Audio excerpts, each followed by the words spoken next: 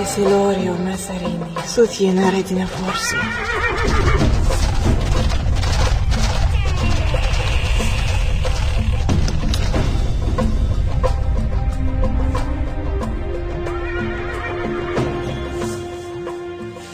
Bonsoir, Esprit, es-tu là? Vous connaissez tous cette célèbre phrase, vous l'avez peut-être prononcée si vous vous êtes livré à une séance de table tournante.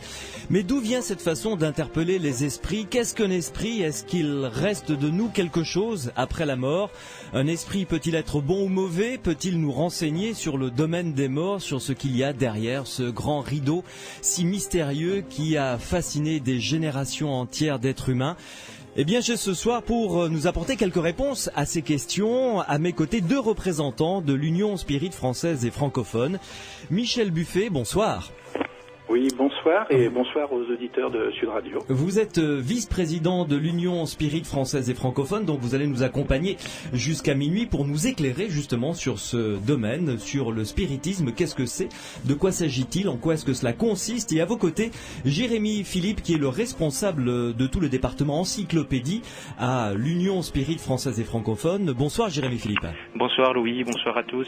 Et bienvenue dans les rendez-vous de l'étrange, dans ces aventuriers de l'étrange. Alors je compte sur vous pour nous éclairer sur ce domaine très particulier, répondre aux questions de nos auditeurs sur les esprits et sur ce phénomène qui est la fameuse table tournante. Je me tourne vers vous qui nous écoutez. Si vous avez vécu une séance de table tournante avec des résultats étonnants ou si vous en avez fait, appelez-nous au 0826 300 300 pour poser vos questions à nos invités. Et puis venez poser vos questions parce que ça interpelle quand même. Est-ce qu'un esprit existe? Est-ce que nous avons nous-mêmes, après notre décès, quelque chose qui part vers un ailleurs que l'on ne connaît pas, et est-ce que nous restons là, peut-être autour de ceux qui continuent à vivre, pour leur délivrer quelques messages? Question quand même importante. 0826 300 300, nous sommes ensemble dans les aventuriers de l'étrange jusqu'à minuit.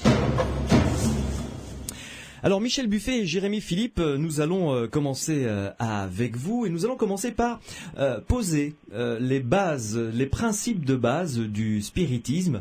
Je crois qu'on peut commencer par la croyance en un certain nombre de principes. Le premier, c'est l'existence des esprits. Chaque être humain est constitué de plusieurs parties matérielles et immatérielles. Selon vous, qui veut répondre à cette première question? Michel Buffet, Jérémy Philippe? Oui, non, je vais répondre à Michel Buffet, allez-y.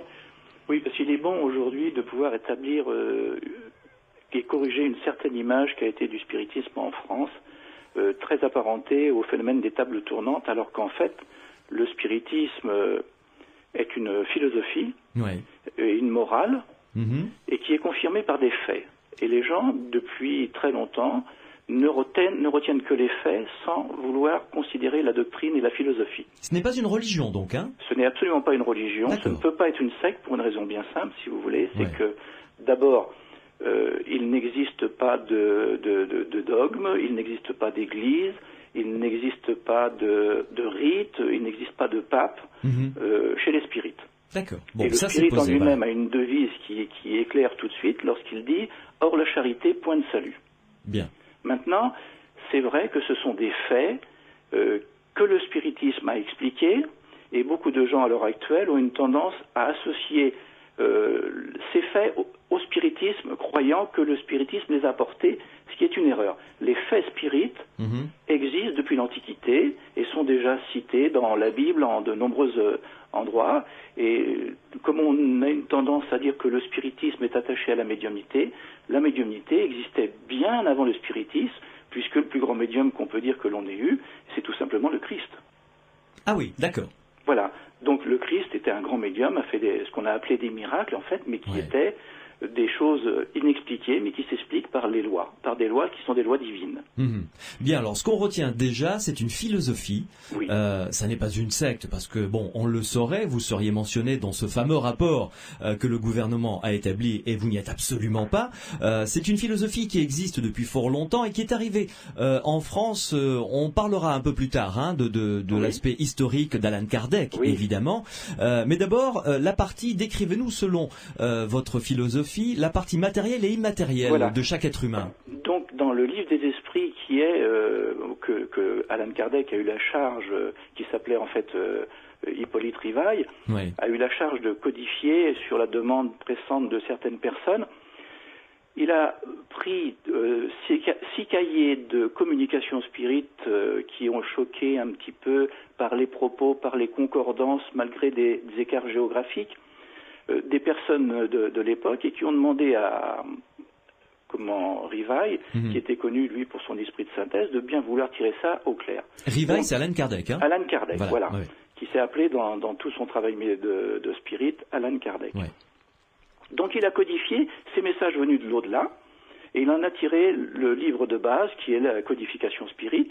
C'est 1019 questions-réponses, données par les esprits eux-mêmes, sur d'où l'on vient, ce que l'on est et où l'on va, notre devenir. Ouais.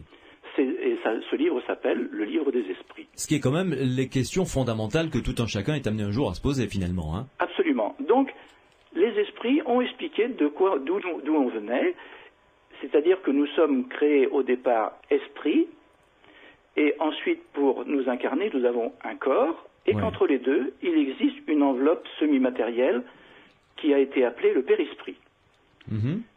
Donc ces 3 parties font que on nous explique dans le livre des esprits que l'esprit, qu'est-ce que l'esprit? C'est le principe intelligent qu'il y a dans l'univers, et que d'autre part, il est créé aussi la matière auquel est associé l'esprit. Et l'évolution va se faire esprit-matière, avec le stade du vivant, le stade de l'homme, l'apparition de la conscience, l'apparition du libre arbitre et de la responsabilité, etc. Ouais. Cette évolution, comme elle est continue dans le temps, si vous voulez, elle se fait par le biais de la réincarnation. Ouais. C'est ce qui explique que nous sommes une philosophie réincarnationniste. D'accord, donc pour résumer, l'homme a son enveloppe charnelle, l'enveloppe biologique, et puis ce que certaines religions appellent l'âme, c'est l'esprit. C'est l'esprit, mais dans le monde spirituel. Parce que après la mort, si vous voulez, l'âme redevient esprit, c'est-à-dire qu'elle rentre dans le monde des esprits qu'elle avait quitté momentanément. D'accord, et ensuite elle se réincarne à nouveau pour continuer son cheminement et se perfectionner au fur et à mesure des expériences de vie. Et il nous précise dans le livre des esprits, le but de la réincarnation, c'est l'expiation, l'amélioration progressive de l'humanité. Sans cela, où serait la justice? Donc la réincarnation est un principe de justice et d'amélioration. Jusque-là, je vous suis parfaitement. Mais alors, dites-moi, comment est-ce que que devient l'esprit une fois que la personne est décédée? Parce que là, vous avez une idée là-dessus, sur ce qu'elle devient, où elle évolue, et comment elle se manifeste. Bien sûr. Donc, si vous voulez, le livre des esprits, les esprits ont précisé qu'en fait, l'esprit est créé au départ par Dieu, simple et ignorant. C'est au fur et à mesure de l'évolution de ces réincarnations, de ce qu'il va vivre, les qualités morales qu'il va obtenir, ou alors dans ce qu'il fera de mal, les réincarnations avec des peines que certains appellent le karma qu'il faudra passer, jusqu'à corriger ce que l'on a mal fait et continuer de nous améliorer. C'est très bouddhiste finalement, hein? C'est un point commun que l'on a avec eux, à la différence que nous disons, on ne peut pas se réincarner dans une enveloppe inférieure, c'est-à-dire on ne peut pas se réincarner animal. Oui, par exemple, c'est vrai que les bouddhistes, eux, disent qu'on peut se réincarner dans un animal. Voilà.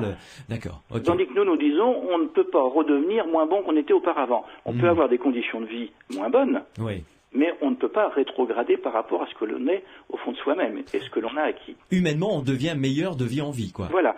Donc ce qui est surtout très important, et nous aurons l'occasion d'y arriver, c'est que lorsqu'on retourne dans le monde spirituel au moment de la mort, dans le monde spirituel, on n'est pas meilleur que ce qu'on était sur la Terre. Ah, d'accord. Donc le monde spirituel n'est pas un monde merveilleux où il y aura obligatoirement que des esprits parfaits.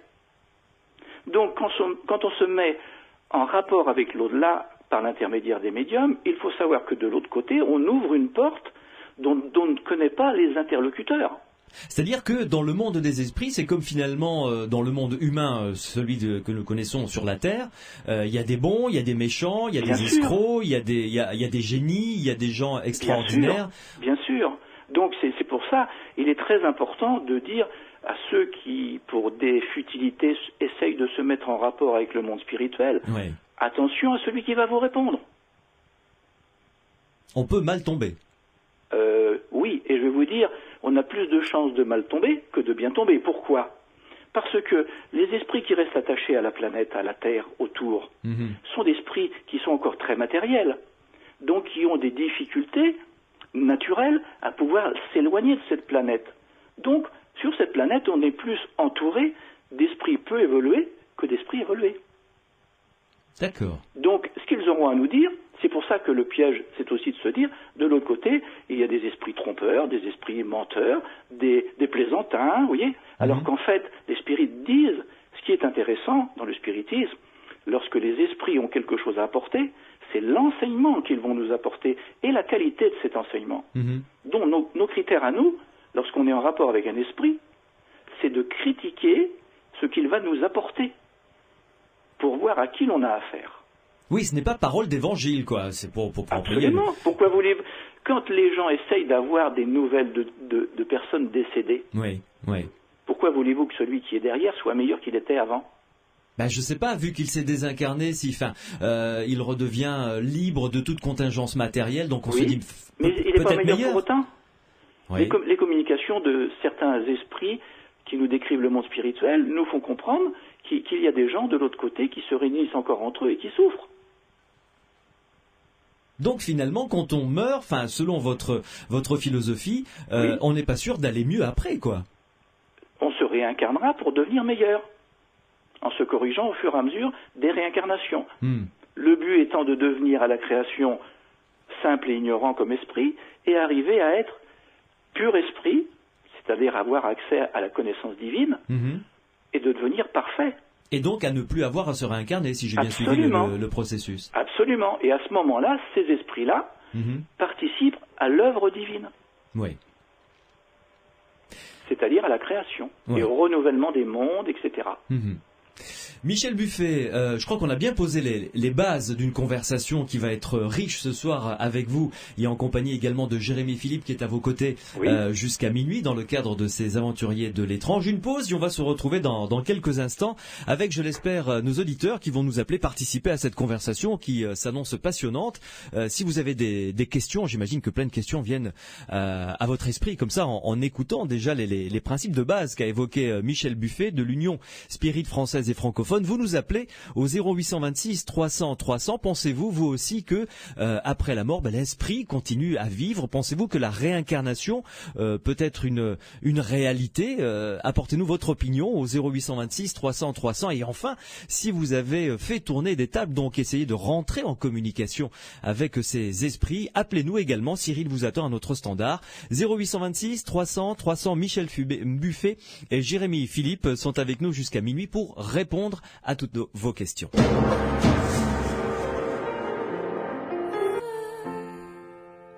Kelly Clarkson, Because of You sur Sud Radio dans les aventuriers de l'étrange, très belle chanson. Nous sommes ensemble jusqu'à minuit pour parler du spiritisme. En quoi est-ce que cela consiste? Que pensez-vous de ce principe énoncé par un de nos invités, Michel Buffet, qui est vice-président de l'Union Spirit française et francophone, qui est celui de la réincarnation où un esprit, j'allais dire une âme, c'est des formations catholiques, où un esprit revient s'incarner sur Terre pour se bonifier, vivre plusieurs vies jusqu'à devenir totalement parfait. Michel Buffet et Jérémy Philippe sont en notre compagnie. Donc, Michel Buffet, la réincarnation est vraiment un principe de base, finalement, de cette philosophie spirit. Bien sûr, c'est le principe de base et ce qui justifie que l'on puisse tous évoluer, puisque au départ, Dieu nous crée tous identiques, puisque l'esprit est créé simple et ignorant au départ. La matière qui sera liée sera le moyen pour lui de s'améliorer sur le plan matériel. C'est pour ça que le monde spirituel, si vous voulez, fait que l'esprit est créé immortel, mais qu'il s'incarne dans la matière pour pouvoir évoluer avec la matière, devenir meilleur, que ça soit par le biais de la souffrance, que ça soit, c'est lorsqu'il fait des erreurs, pour être en harmonie avec ce qu'on appelle les lois divines. Donc il se réincarne au fur et à mesure jusqu'à devenir pur esprit.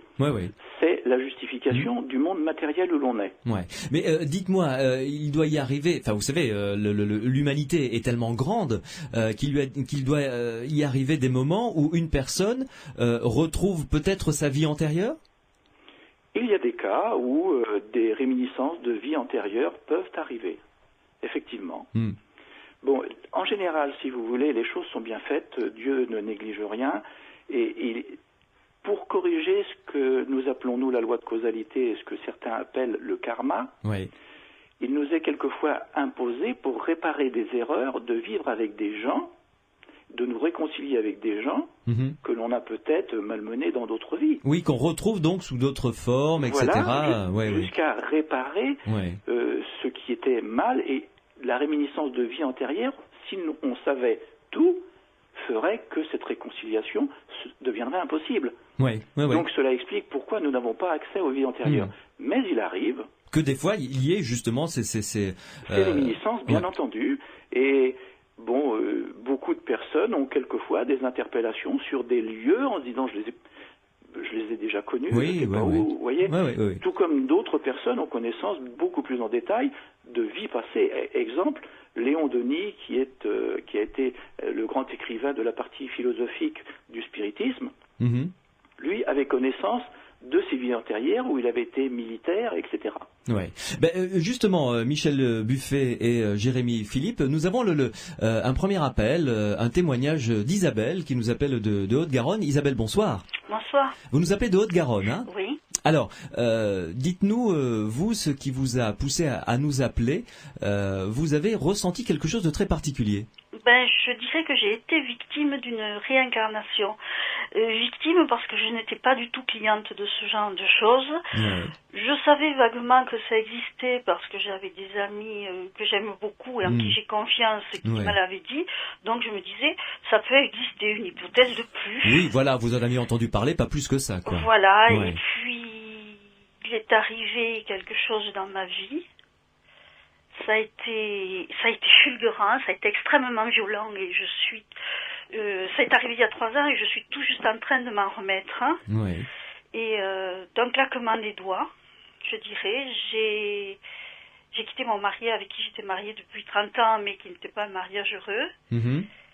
Il est arrivé chez moi un jeune homme qui est venu refaire mon toit. Oui. Et il avait l'âge de ma fille et quand je l'ai vu passer dans la fenêtre, je l'ai vu comme un homme. Ça n'était pas du tout mon habitude de regarder les garçons qui ont 25 ans de moins que moi et encore moins de les voir comme des hommes. Comme des hommes, je les voyais comme des enfants. Ouais. Et je me suis mise à aimer ce garçon mais de manière très très profonde. Je ne comprenais pas ce qui m'arrivait. Le coup de foudre, quoi, en quelque sorte, vraiment. Oui. Oui. Et ce garçon, je ne me voyais ni dans ses bras ni dans son lit. Mhm. Il est resté 3 mois chez moi, avec un autre garçon à peine plus jeune que lui, avec qui j'ai noué des sentiments maternels immédiatement. Mhm. Et je ne comprenais pas ce qui m'arrivait. C'était un bain d'amour extraordinaire. Hein. Il y a eu des petites bulles où on s'est retrouvés en phase. Il est revenu faire mon toit, et un toit, ça n'est pas anodin. Et 3 mois après qu'il soit parti, tout d'un coup, en faisant de la relaxation ordinaire, hein, oui. j'ai eu la certitude s'est imposée à moi que ce garçon avait été mon mari. En 1914, ce garçon avait été mon mari, ce gamin, mon fils, et ma seconde fille était ma fille, et nous avions formé une famille. Ah, c'est extraordinaire, ça. Et alors, ça vous est remonté comme ça à la surface du plus profond de vous-même, comme étant une certitude. Voilà, ça n'a pas été de doute, je me suis pas dit, et si ça avait été mon mari, et si j'avais une autre vie intérieure, etc. C'est tombé comme ça. Vous savez, quand tout d'un coup vous avez faim, vous avez mal à l'estomac. Vous avez la certitude que vous avez faim. C'est une évidence, oui. C'était une évidence. Il avait été mon mari, et mes enfants étaient mes enfants. Et 3 mois avant, le plus jeune homme qui avait une 20aine d'années et ma fille s'étaient rencontrés et ils s'étaient entendus comme larron en foire. Tout de suite, comme ça. Tout de suite. Ils s'étaient reconnus. Moi, j'ai le sentiment qu'ils s'étaient reconnus et moi, je n'ai reconnu tout ça que 3 mois après. Alors, ma première réaction, ça a été, mais tu travailles du chapeau. Heureusement que je connaissais des gens qui étaient un peu versés là-dedans, que j'ai appelé, j'ai dit, voilà, ça m'arrive, qu'est-ce qui se passe? D'abord, la personne que j'ai appelée m'a dit, mais tu sais, quand tu es venu me voir la première fois, ça je l'ai su tout de suite, mais je ne pouvais rien te dire. Ou tu le découvrais toute seule, ou tu ne le découvrais pas. Mais alors, ce que vous avez découvert, là, vous nous avez cité une date, par exemple, 1914. Oui. Ça vous est venu comment? Parce que je suppose qu'une fois que vous avez eu cette certitude qui vous est tombée dessus, vous avez essayé de comprendre, évidemment, parce que ça doit déboussoler, ça doit déstabiliser un peu. Tout à fait. J'ai fait des recherches. Alors, il y avait des choses que je savais. J'ai fait des recherches. Je le vois. Oui. Il part avec un costume de velours marron et il me dit je reviendrai. Et il n'est jamais revenu. Comme beaucoup, malheureusement, pendant cette Première Guerre mondiale. Oui. Voilà. Et alors, je me dis, avec les connaissances historiques que j'ai, je me dis, mais c'est pas possible. Il va avoir dans les 35 ans. Et pour moi, on prenait d'abord les classes qui étaient au front. Ouais. Et au fur et à mesure, Oui, ça s'élargissait, on voilà, prenait les plus vieux et les plus jeunes, quoi. Voilà. Tout à fait, les troupes au fur et à mesure qu'on en avait besoin. Ouais. Et puis j'ai attrapé un livre d'histoire et ça ne s'est pas passé du tout comme ça. Le 1er août 14, on a mobilisé les hommes de 20 à 45 ans. Donc 35 ans, c'est normal qu'ils soient partis. C'était quelque chose que je ne savais pas. Et si vous me l'aviez dit, j'aurais dit non, c'est pas possible. Mais dites-moi, vous êtes née quand, Isabelle? Moi, je suis née en 1956. En 1956. Et dans la vie précédente, vous seriez décédée quand? Je pense que je suis morte en 1920 de la grippe espagnole. Et que j'ai abandonné mes enfants. Du fait de mourir, j'ai abandonné mes enfants. Mais alors, dites-moi, comment vous le vivez maintenant? Je le vis très difficilement. Enfin, c'est un peu tout mélangé. Ça a bouleversé ma vie naturellement. Bien sûr. Et autant le jeune homme qui était mon mari vit sa vie. Oui. Tant que j'ai aucun contact avec lui, mais je pense que d'une certaine façon, il a été bouleversé. Il y a quelque chose qui est là, qui ne s'explique pas et qui est là. Mais l'autre jeune homme qui était mon fils s'est suicidé. Oui. Il s'est suicidé cet été. Mais bon, ça n'est pas de votre fait, malheureusement. Vous n'y êtes pour rien. Je n'y suis pour rien, mais je me dis, parce qu'avec lui, il y avait aussi une histoire un peu particulière, c'est que la mère de ce garçon s'était suicidée, et je me suis retrouvée, moi, dans la position... J'ai fait des rêves particuliers, et j'ai eu des espèces de trucs, je sais pas comment l'expliquer, parce que j'ai pas le vocabulaire. Vous êtes devenue une mère de substitution, en quelque sorte, ou vous senti... Je suis devenue une mère de substitution, parce que la mère de ce petit mort m'a confié ce petit. Oui. Il m'a dit, je te passe le relais. Et en fait, ce petit qui avait été mon fils... dans une vie précédente. C'est vraiment compliqué. Je me suis sentie vraiment la mère de mon fils. Il s'est senti mon fils aussi, je pense, parce qu'il est venu me voir 2 ou 3 fois. Et puis, il est mort. J'ai appris sa mort la veille de partir en vacances. J'ai pas encore réussi, je dirais d'une certaine façon, à le pleurer. Ouais. Je vais faire ce qu'il faut, parce qu'il faut pas que ça me magazine. Mais... ça a été une expérience très très violente, très très violente parce que ça a été nimbé d'un amour extraordinaire. Ils sont revenus tous les deux me faire le toit parce que avant de refaire mon toit devait être refait un an avant.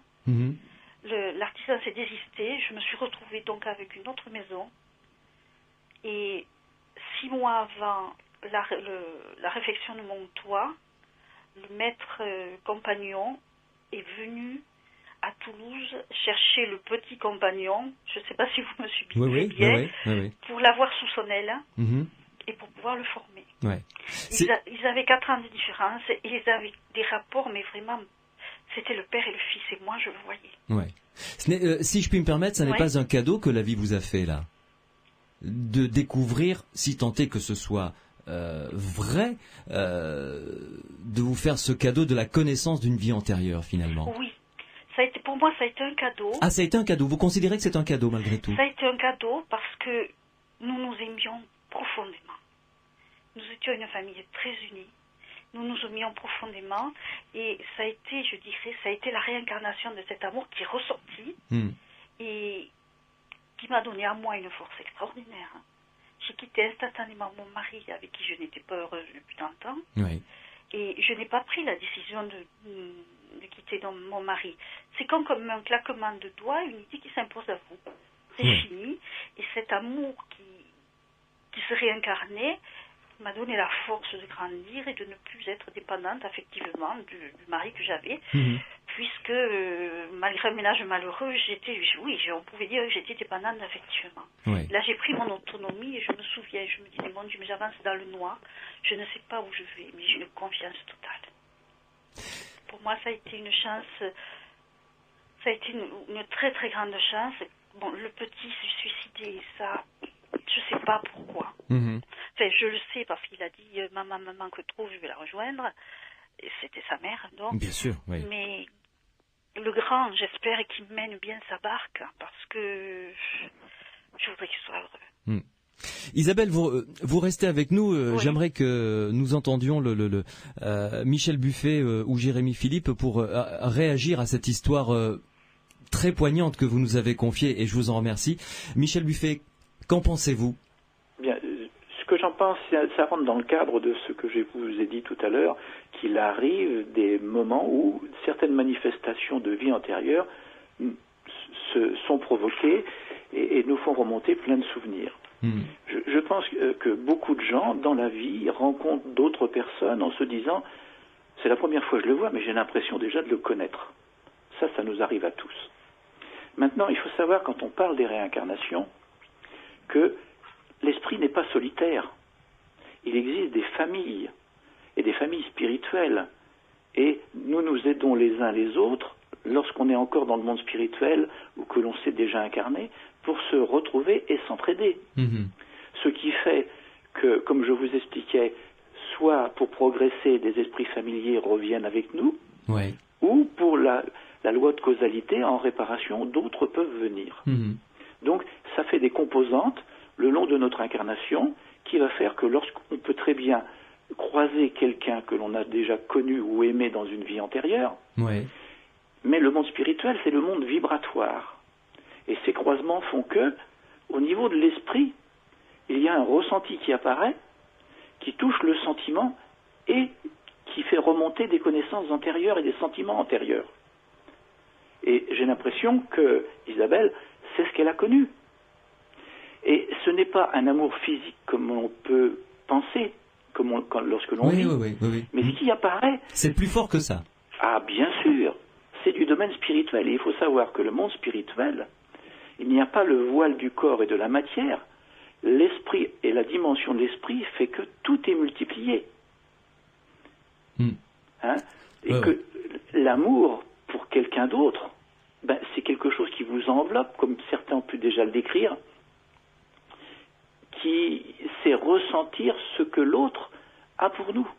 Comme ce que Isabelle a vécu avec ce compagnon qui est venu... C'est ça que je veux vous dire. Ouais. Ça s'explique au niveau de l'esprit, ce ressenti. Ouais. Il se peut qu'il y ait même que ça provoque un début d'extériorisation de l'esprit par rapport au corps, qui va faire que des sentiments ou des passions anciennes peuvent remonter. Ouais. Et je pense que sur le sujet, Jérémy Philippe pourrait apporter quelques notes complémentaires de ce sujet qu'il lui connaît lui aussi très bien. Oui, donc on peut comprendre, je pense, dans ce cas aussi, la nécessité de l'oubli.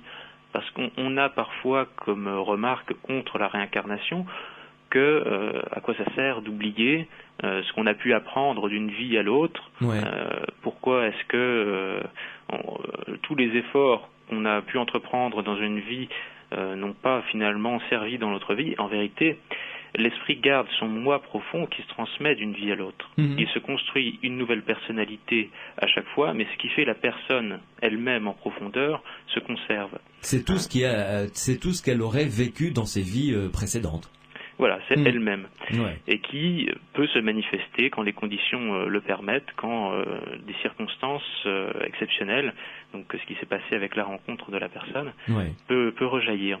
Et cet oubli, il est aussi sage qu'il existe, parce que quand on prend conscience du traumatisme que certaines vies de souffrance peuvent provoquer, on ne voit pas comment on pourrait progresser et reconstruire En se traînant un sentiment soit de culpabilité ou de souffrance. En se martyrisant. Ouais. Ce serait pas possible. Ce ne serait pas possible. C'est le même mécanisme d'ailleurs qui a lieu dans la vie, dans notre vie actuelle. On oublie certains traumatismes du passé et puis grâce à cet oubli, le temps passant, on parvient à se reconstruire et à avancer. Ouais. Jérémy Philippe et Michel Buffet, nous allons faire une pause évidemment. Je remercie Isabelle. Isabelle, merci vraiment pour ce témoignage très joli. J'avais quelque chose. Une question à ajouter de 2 ordres. Oui, allez-y. C'est que le hasard de la vie a fait que j'ai retrouvé l'endroit où il était mort. Oui. Je suis passée un jour sur un plateau de Lorraine, je ne comprenais pas, je me suis mise à pleurer. Bon, on était dans le secteur de Verdun, mais et je me suis mise à pleurer et j'ai entendu du bruit de canonnade et des cris et je sais qu'il est mort là. Et quand le jeune charpentier était chez moi, je faisais des gâteaux tous les matins. J'ai une façon de communiquer avec les gens que j'aime par la nourriture. J'aime nourrir les gens que j'aime. Ouais. Et j'aimais beaucoup, tellement ces 2 garçons qui étaient revenus, mais je ne savais pas encore quand ils étaient à la maison. Et je faisais des gâteaux yaourt colomba au fouet. Et un jour, je voulais faire une tarte. Et je n'ai pas fait cette tarte, les mêmes me brûlaient. Les mêmes me brûlaient, je n'arrivais pas à pétrir cette tarte. Je m'interdisais, je me disais non, il faut que tu lui laisses sa liberté, parce que si tu pétris ta tarte, tu vas y mettre tout ton amour dedans, et il va le sentir. Et je ne pouvais pas entraver sa liberté. Il avait 25 ans de plus que moi, je vous dis, je l'aimais au-delà de tout. Je ne me suis jamais vue ni dans ses bras ni dans son lit, et de manière naturelle. C'était pas une interdiction. Oui, bien sûr, oui. Et c'est après, je pense que d'une vie à l'autre, j'ai gardé le souvenir de cet amour immense de manière inconsciente, et j'ai aussi gardé le souvenir de cette douleur épouvantable de sa mort. Ça, je l'ai pas oublié. Et c'est la douleur, je dirais, non plutôt c'est le souvenir de l'amour qu'il me portait qui m'a permis de quitter mon mari. En tout cas, merci beaucoup pour ce très beau témoignage, Isabelle, et puis bonne route, si je puis me permettre. Écoutez, pour le moment, tout s'est arrêté d'une certaine façon, parce que j'ai rencontré un compagnon qui est quelqu'un pour moi d'un peu mystérieux, parce que d'abord il est lorrain, et c'est en allant voir sa famille que j'ai retrouvé l'endroit où était mort ce mari d'il y a 100 ans. C'est quelqu'un qui... Mon premier mari était photographe. Hein. Cet homme-là est aveugle. Il y a d'autres petits... Cet homme vit en Bretagne. Apparemment, moi, mon histoire d'avant était en Bretagne. Et j'ai une amie qui me soutient bien et qui me dit, mais ton genre actuellement, c'est le lien entre le passé et le présent, la vie que tu vis maintenant, et cette espèce de passé déjà 100 ans, c'est le lien entre les deux. Et c'est vrai que, moi, ce qui me plairait maintenant, c'est de savoir ce que devient ce jeune homme. Mais j'ai été, je dirais, remplie de joie et de bonheur quand il m'a dit qu'il avait une petite amie. Parce que il avait des mains énormes, et il fallait qu'il y ait dans sa main, il fallait qu'il y ait une main de son âge. Ma main n'était pas dans la place, la place de ma main n'était pas dans la sienne. Donc, ce qui prouvait bien que c'était quelque chose de fini, mais par-delà le temps, l'amour restait. Merci beaucoup Isabelle, je vous souhaite une bonne soirée, à bientôt. Merci. Au revoir. Au revoir. Michel Buffet, Jérémy Philippe de l'Union Spirit française et francophone restent avec nous. Un témoignage très joli, très très bouleversant que celui d'Isabelle. Appelez-nous au 0826 300 300 si vous avez des questions à poser à nos 2 spécialistes concernant le spiritisme. Et évidemment, si vous avez participé à une séance de spiritisme, si vous avez fait tourner un verre, une table, venez en parler avec nous, parce que j'aimerais que l'on pose la question à nos 2 invités, nous dire un petit peu ce qu'ils en pensent, si eux-mêmes ont participé à ce genre d'expérience, et puis si vous avez vécu évidemment quelque chose de particulier concernant les esprits et le spiritisme, vous serez le bienvenu ou la bienvenue jusqu'à minuit dans les Aventuriers de l'étrange. 0826 300 300.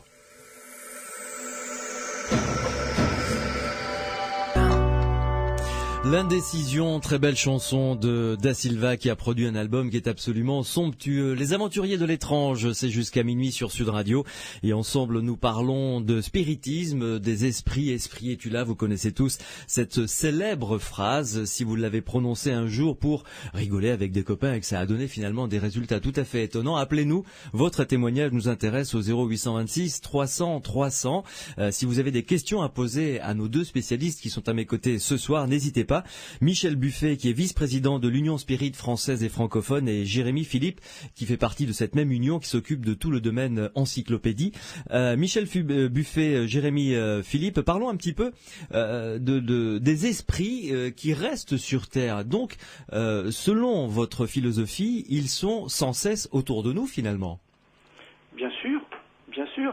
Et c'est pour ça que, si vous voulez, s'il y a le spiritualisme, lui, qui dit qu'il croit, comme beaucoup de religions, qu'il croit aux esprits, Allan Kardec, lui, a démontré, en créant ce néologisme de spiritisme, qu'il parlait, lui, de l'interférence permanente du monde des esprits dans le monde des incarnés. Ouais. Si bien que nous sommes, évidemment, entourés d'esprits en permanence, qui voient ce que nous faisons ou qui connaissent ce que nous pensons. Lorsque des gens voient des apparitions ou voient des fantômes, en fait, ils voient des esprits. Mmh.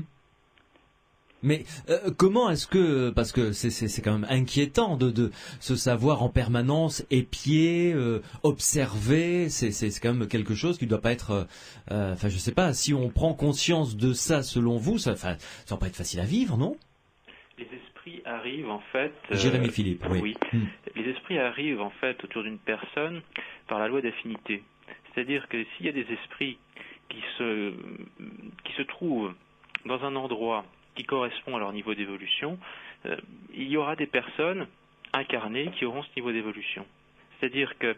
Un exemple, parce que... Par exemple, une personne qui va dans un bar, qui boit, qui a des problèmes d'alcoolisme, ouais. etc., il va attirer à lui des esprits de la même évolution. Qui ont bu, par exemple, dans une vie passée et qui recherchent également ce vice. Et l'interaction qu'on parle, qui peut être permanente, elle est telle que, par exemple, cette personne, quand elle rentre chez elle et que, machinalement, elle va prendre un verre de whisky, que, sans se rendre compte, elle va boire 2-3 gorgées, etc., eh bien, ça peut être des sollicitations de l'esprit qui l'accompagne. Ah oui, qui le pousse à faire ça, vous voulez dire? Qui le pousse à faire ça.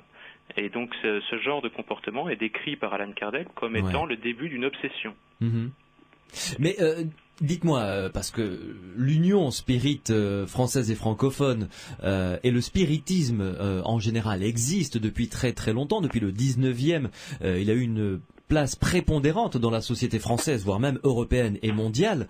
Il y a eu des expérimentations pour essayer de prouver de manière scientifique ça, non? Alors exact, quand Allan Kardec s'est désincarné, quand il est mort, donc deux successeurs ont pris donc la suite du mouvement spirit, Léon Denis, plus particulièrement pour la partie philosophique, et Gabriel Delanne, plus particulièrement pour développer le caractère scientifique du spiritisme.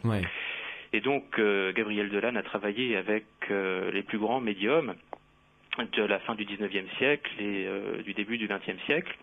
Et ceci a débouché, en concertation avec Léon Denis et Jean Meyer, qui était un mécène spirit, en 1919, sur la création de l'Institut Métapsychique International.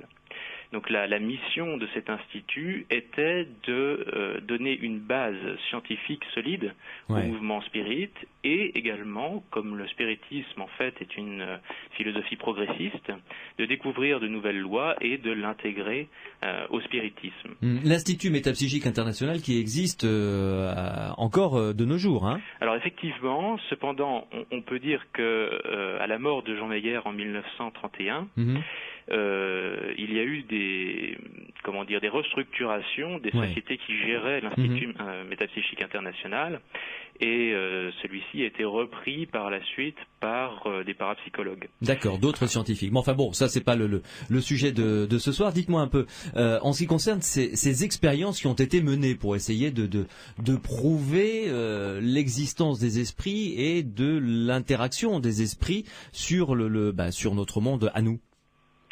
Alors, pour prouver l'existence des esprits, il faut se placer dans des conditions où un médium puisse montrer qu'il existe une intelligence qui peut se manifester en dehors de la connaissance des médiums, donc qui apporte quelque chose. Une information que le médium n'a pas. Que le médium n'a pas. Alors, ces conditions, elles peuvent exister donc avec des moyens de contrôle. Elles peuvent exister au sein d'un centre spirit où on met en place en fait un médium qui travaille avec autour d'autres médiums qui travaillent et de manière indépendante qui essaient d'obtenir des mêmes choses et donc qui corroborent les informations qui sont données. Mais le plus difficile en fait c'est de faire émerger une information qui ne soit pas issue de l'inconscient ou du conscient des médiums et de pouvoir le vérifier. Bon, même avec ça, je dirais, l'imagination humaine est fertile et certains peuvent toujours trouver des biais d'explication. Ça peut être de la voyance, par exemple. Ça peut être de la voyance. Après tout, si c'est un médium, il peut avoir des talents de voyance également. Enfin, il ou elle, en l'occurrence. Donc la médiumnité, elle est multiple. Il existe plusieurs types de médiumnité. Mais le plus grand médium qui a donné des preuves vraiment pertinente dans ce sens-là, c'est Chico Xavier au Brésil. Donc qui lui a réussi à donner à des milliers de familles, il était vraiment connu pour ça, à des milliers de familles, des preuves en termes d'information des esprits qui étaient des esprits des morts en fait, des familles. Donc il était connu pour ça, pour donner des détails intimes qui existaient entre les personnes et donc pour prouver que effectivement l'âme du défunt avait survécu. Et donc il donnait des nouvelles de ceux qui sont partis à ceux qui sont restés, quoi. Voilà. Mais des nouvelles vraiment, probantes que seule la famille pouvait connaître, des détails précis, particuliers que seule une poignée de gens pouvaient connaître, ou peut-être qu'une seule personne pouvait connaître. Absolument. Et donc des dossiers existent, très précis, très documentés. Il a aidé également la justice, donc il a fait émerger des informations qu'a priori personne ne pouvait connaître ou découvrir. Et donc des dossiers très précis existent. Sur des meurtres, livres, sur des choses comme ça. Sur des meurtres, des choses comme ça. Donc avec Michel Buffet, nous sommes rendus au Brésil l'été dernier d'ailleurs, et nous avons pu voir les originaux, les messages psychographiés par ce médium vraiment fabuleux, et les dossiers qui ont été constitués, et donc et qui ont obtenu des résultats. Qui a obtenu des résultats, absolument. Vous vous rendez compte que vous êtes en train de nous parler... Vous savez, la série Medium qui existe à la télé, qui passe... Oui, j'en ai entendu parler, sans l'avoir vu, malheureusement. Il faudrait que vous regardiez, parce que d'abord, c'est une belle série américaine, mais bien faite, et il s'agit d'une femme, une mère de famille, qui a des dons de médiumnité, et qui travaille avec un procureur général aux États-Unis, qui enquête, et qui, elle, grâce à ce talent de médium, réussit à dénouer des affaires qui seraient restées affaires classées sans suite, sans un talent de médiumnité. Donc vous êtes en train de nous dire qu'au Brésil, actuellement... Alors, Chico Xavier est décédé en 2002. D'accord, donc jusqu'à récemment, quelqu'un faisait ça. Oui, et d'ailleurs, quand il est décédé, il y a eu des queues de personnes de plusieurs kilomètres pour... parce qu'il a aidé tellement de personnes dans des conditions très humbles que il a provoqué ça. Mais cette personne, oui, ce médium disait, pour se replacer dans un cadre un peu plus réel, qu'il lui avait fallu 40 ans de pratique médiumnique pour pouvoir donner des messages précis aux personnes, pour pouvoir vraiment s'assurer de ne pas se tromper dans les informations qu'il donnait. C'était pas une histoire de flash, de voyance, c'était des messages écrits avec vraiment force de détail. Comment est-ce qu'il procédait? Il, entre guillemets, travaillait de quelle manière? Alors, il travaille de la même manière, en fait, qu'on travaille dans les centres spirites en France et dans le monde entier. C'est-à-dire qu'on commence par une réunion avec des lectures d'ouvrages spirites, avec une prière, un recueillement, un sérieux, et toujours procéder également de manière gratuite. Et donc là, dans ces conditions, le message qui est obtenu est sérieux. Et avec l'expérience et l'éducation, le médium peut arriver à produire ce genre de choses. Comment, de manière d'écriture automatique, par la voix, par... Donc il existe divers types de médiumnité. Donc lui, Chico Xavier avait effectivement ce don de l'écriture automatique, mais il existe des médiums, comme vous l'avez dit, à incorporation, donc où les médiums prennent le contrôle où l'esprit prend le contrôle du médium et s'exprime à travers sa voix. Il y en avait une très célèbre en France qui s'appelait Jeanne Laval. Oui. Et qui faisait des incorporations à trans complète et qui, complètement transfigurée, avait la voix de l'esprit. Sa voix disparaissait, même des voix très graves, sa voix disparaissait, s'effaçait, et à travers elle, donc des messages pouvaient être donnés avec une marque, une authenticité qui était vraiment frappante. Oui, c'est-à-dire qu'elle pouvait prendre la voix, par exemple, d'un homme, s'il s'agissait d'un homme, avec les intonations que ça suppose, et la personne... Et on pouvait reconnaître. La voix en plus, on pouvait reconnaître la voie de la personne décédée. Il y avait une expression d'authenticité qui était vraiment sidérante. Et donc cette médium, Jeanne Laval, a par exemple été étudiée par le docteur Osti, qui a dirigé l'Institut Métapsychique International. Donc elle a été étudiée et elle a produit des ouvrages entiers, par exemple l'heure des révélations. Comme Chico Xavier, je dirais, Chico a produit 400 ouvrages psychographiés, ce qui est absolument gigantesque. Ah oui. Et sur tous les sujets. Il avait une éducation, une instruction très humble, et malgré ça, il produisait une réflexion philosophique et même scientifique qui était largement en dehors de ses connaissances personnelles. Mais dites-moi, je vais vous poser une question peut-être un peu gênante, mais quelqu'un comme Chico Xavier, dont vous parlez, qui avait un talent de médium reconnu, pourquoi est-ce que ceux qui sont décédés n'ont-ils pas pu lui donner des informations, je ne sais pas moi, pour trouver le remède pour lutter contre le sida, par exemple, pour trouver une manière de lutter efficacement contre les différents cancers, vous voyez des choses comme ça? Mais parce que la souffrance est utile à l'avancement de l'humanité.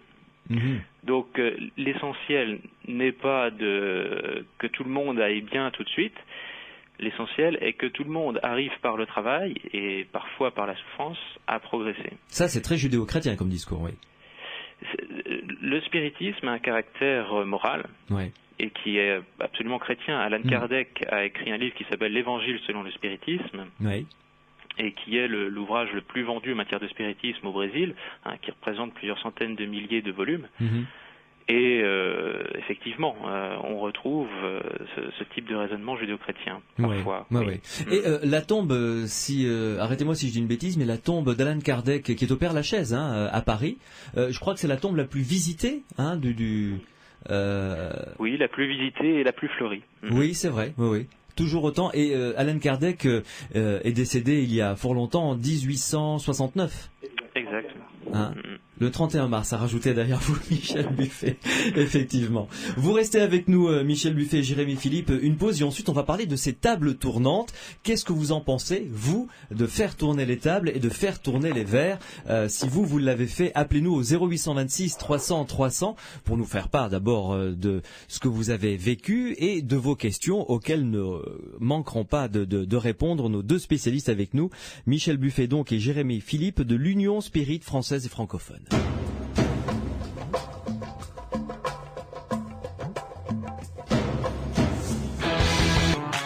Franz Ferdinand et Jane Birkin en duo pour A Song for Sorry Angel, une célèbre chanson qu'avait écrite en son temps Serge Gainsbourg. Les aventuriers de l'étrange jusqu'à minuit sur Sud Radio, nous parlons du spiritisme et nous parlons des esprits avec mes deux invités, Michel Buffet qui est vice-président de l'Union Spirit française et francophone et Jérémy Philippe qui est le responsable de toute la partie encyclopédie. D'ailleurs, je vais le faire tout de suite, pourquoi tout à l'heure, je vais citer le site internet www.spiritisme.net qui est un site où il y a plein de ressources tout à fait intéressantes sur les principes, sur les livres, à télécharger d'ailleurs de manière tout à fait gratuite. Donc c'est un site, si vous voulez en savoir un petit peu plus, qui est tout à fait riche en enseignements. Messieurs, je vous propose d'accueillir Patrick de Bayonne qui nous appelle au 0826 300 300. Patrick, bonsoir. Bonsoir. bonsoir. Vous nous appelez pour nous raconter quelques expériences de table tournante que vous avez pratiquées. Oui, un peu intimidé. Oui, je vous comprends. Mais allez-y tranquillement. Ça s'est passé quand d'abord? Il y a on avait 15 de 16 ans, donc moi j'ai 39 ans, donc ça fait 24 ans maintenant, quoi. Ouais. Et puis on faisait ça avec 2 ou 3 copains et 2 ou 3 copines. Ouais.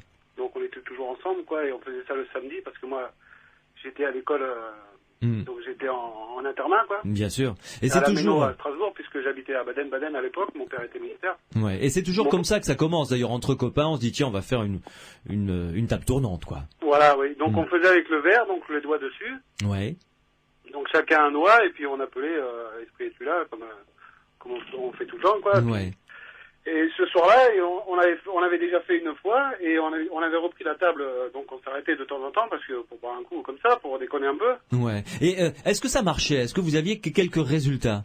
Ah oui, on avait des résultats, et des résultats probants, parce que, si vous voulez, à chaque coup, on demandait des indications sur les gens qui étaient, donc les copains et les copines, et à chaque coup, on nous répondait, et les esprits nous donnaient leur nom, puisqu'on mettait des lettres tout autour de la table. Oui. Avec des bouts de papier, quoi, comme...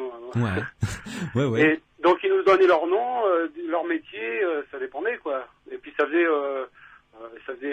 4 ou 5 mois qu'on faisait ça, quoi. Donc, on était quand même habitués à la chose, quoi. Ouais. Et il se trouve qu'un soir, on avait repris la table, donc on avait remis le doigt, on avait appelé un esprit, et on lui avait posé quelques questions, le métier, donc il était militaire, qu'est-ce qu'il faisait, et puis donc on lui a demandé son prénom, et il voulait pas nous le donner. Alors, intrigué, quoi, on continue, et puis apparemment il était bloqué, quoi. Apparemment quelqu'un de la pièce, de la table, le gênait. Ouais. Et il se trouve qu'à un moment donné, on s'est retourné vers la fenêtre et il y avait un chat noir. Et il se trouve que mon père est décédé, j'avais 7 ans, donc mon beau-père était militaire aussi. Donc il se trouve que mon père, quand il était là, on avait un chat noir, effectivement, mais le problème c'est que le chat noir sur la fenêtre, c'était pas possible puisque on était au 3e étage. Ah oui. Donc, et puis après, le verre, pour nous sortir les yeux de la fenêtre, est parti sur le bord de la table et est tombé, quoi. Et du coup, ça s'est arrêté. Et le chat n'était plus là. Donc j'aurais voulu poser la question de savoir si c'était possible que cette personne ou cet esprit, ça soit mon père, quoi.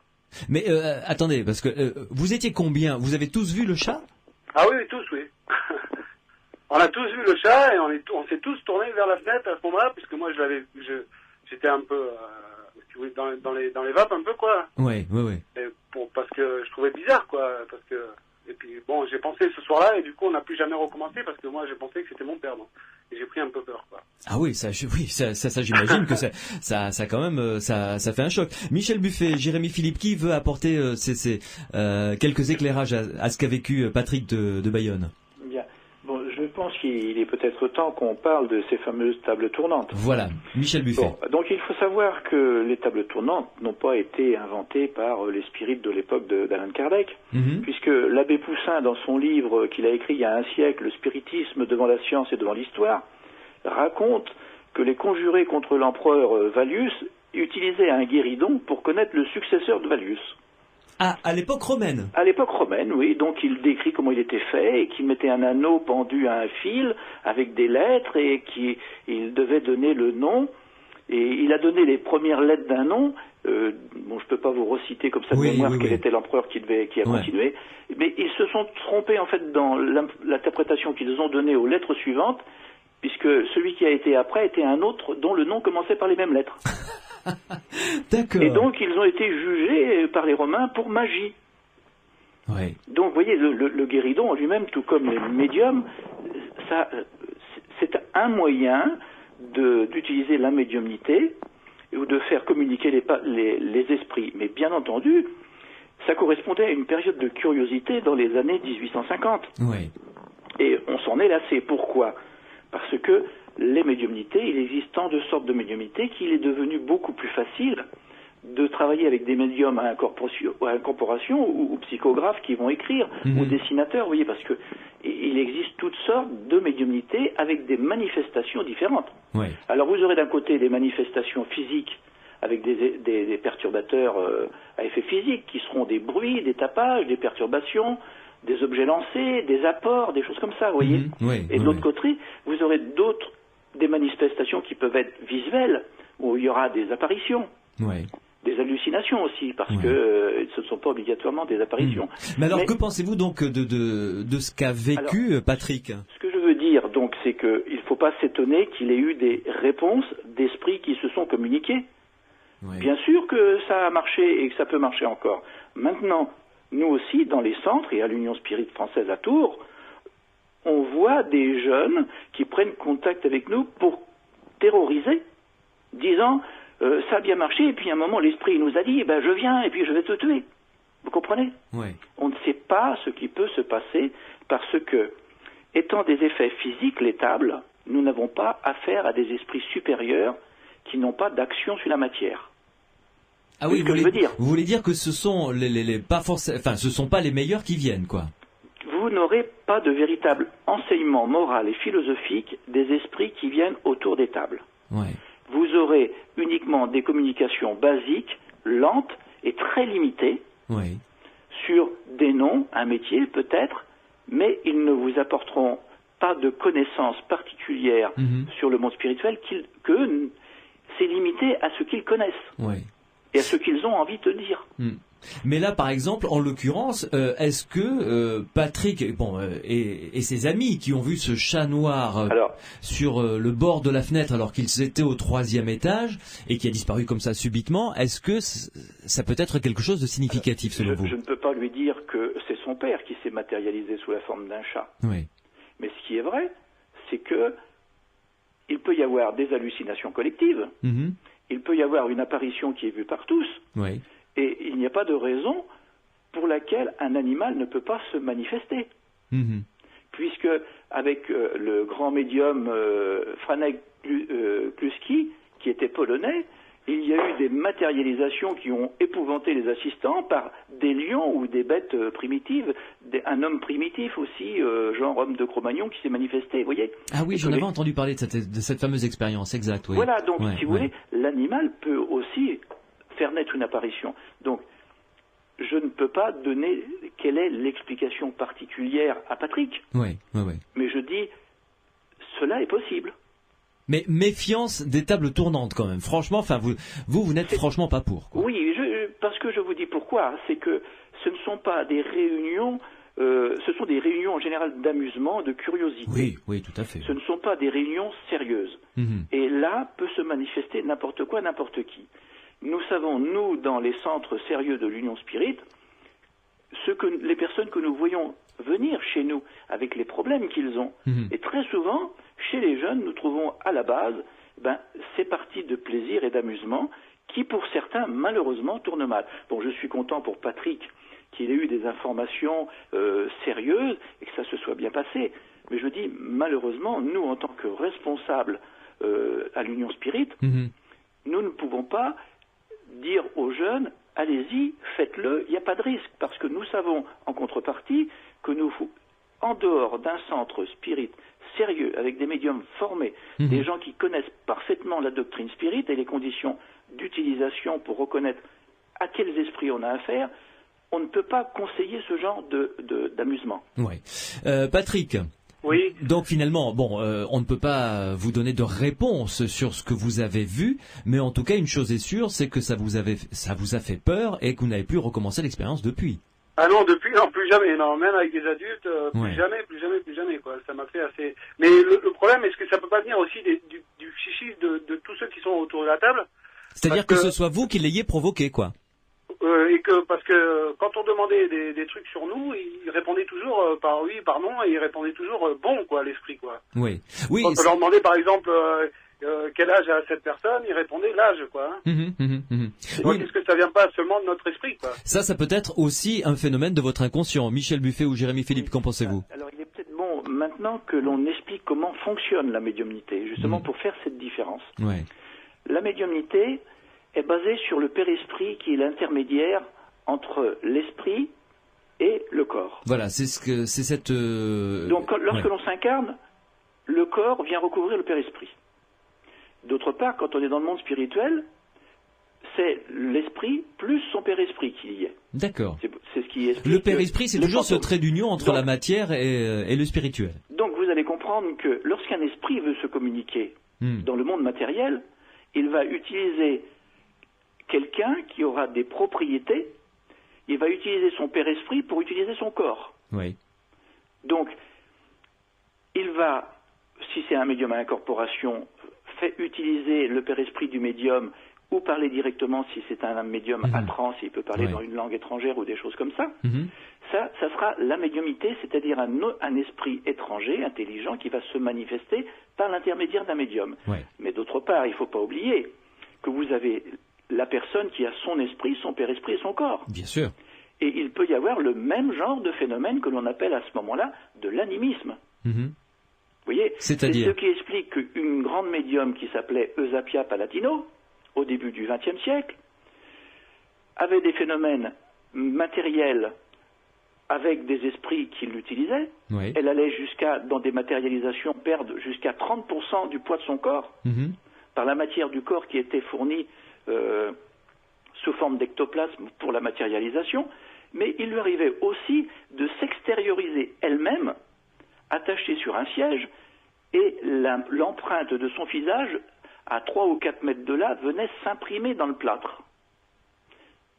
Donc vous voyez, les phénomènes peuvent être ou d'un esprit ou de l'esprit du médium. Oui, tout à fait. Il faut être capable de faire la différence entre les deux. Donc les phénomènes, lorsqu'ils demandent si ça ne peut pas venir des assistants, eh bien, il faut savoir que les assistants peuvent créer des phénomènes similaires à des esprits qui utilisent des médiums. Quand on travaille dans l'humain, tout est possible finalement. C'est ce que je veux dire. Mis à part des gens qui sont capables sur place de faire la part des choses, ou qui ont une médiumnité qui permet de voir ou de... Vous voyez, c'est pour ça que nous disons tous, on travaille dans des centres sérieux pour confronter ce qui se passe et tirer l'enseignement et la vérité. Michel Buffet et Jérémy Philippe, vous restez avec nous. Merci Patrick de nous avoir appelés. Et puis à une prochaine fois peut-être dans les Aventuriers de l'étrange. Merci, passez une bonne fin de soirée. Les Aventuriers de l'étrange continuent jusqu'à minuit. 0826 300 300. Continuez à nous appeler pour nous faire part de vos témoignages, vos expériences heureuses, malheureuses que vous avez vécues peut-être en faisant tourner une table, en entrant en contact avec un esprit qui a répondu à vos questions à travers les réponses d'un guéridon ou d'un verre. Une pause et dans quelques minutes, Serge qui nous appelle de Hoche viendra nous rejoindre pour poser quelques questions à nos deux invités, Michel Buffet et Jérémy Philippe.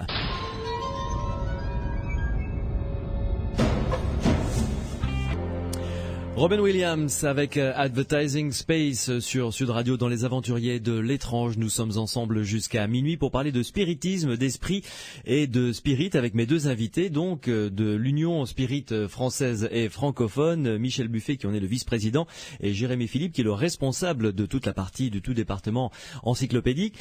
Messieurs, je vous propose d'accueillir Serge qui nous appelle du Gers. Bonsoir. Bonsoir. Vous avez des questions, je crois, à poser à Michel Buffet et à Jérémy Philippe. Oui, tout à fait. À force, en écoutant votre émission, j'ai des questions qui sont venues à l'esprit. Donc, je me suis dit, il faut que j'appelle pour peut-être les poser. Une des premières questions qui me vient à l'esprit, c'est à quel endroit se trouvent les esprits qui sont contactés? Sont-ils encore ici, près de nous, ou est-ce qu'ils ont, entre guillemets, vraiment été libérés? Sont-ils ailleurs? Oui. Michel Buffet ou Jérémy Philippe, une réponse?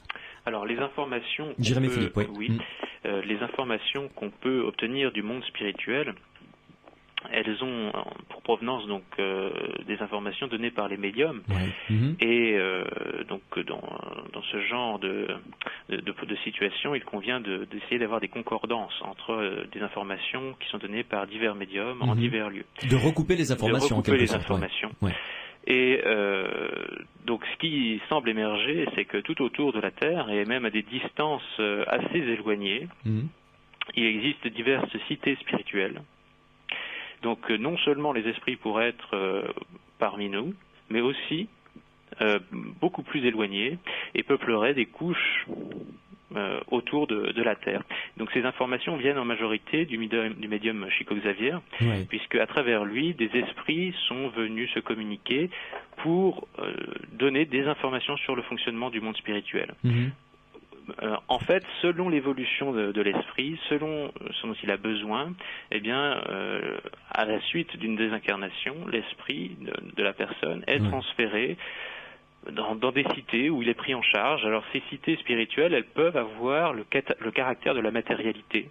C'est-à-dire que pour la personne, elle peut ne pas faire la différence entre le monde matériel et le monde spirituel dans lequel elle va atterrir. C'est-à-dire qu'elle peut se retrouver, par exemple, si quelqu'un se désincarne, pour reprendre votre terme, décède actuellement, peut se retrouver dans le cadre d'une ville avec une vie quotidienne similaire à celle qu'il a connue lors de son vivant. Voilà, et on peut comprendre pourquoi, parce que le choc psychologique de se retrouver dans un monde complètement éthéré d'idées ou dématérialisé pourrait être tellement fort que, bon, alors les esprits ont trouvé ça pour adapter en fait et pour faire en sorte que la désincarnation soit le moins traumatisant possible, eh bien ils ont trouvé cette construction pertinente, donc une construction d'une ville, d'une cité spirituelle avec des caractères de matérialité pour que l'esprit qui était attaché à la matière dans sa vie puisse retrouver des conditions d'adaptation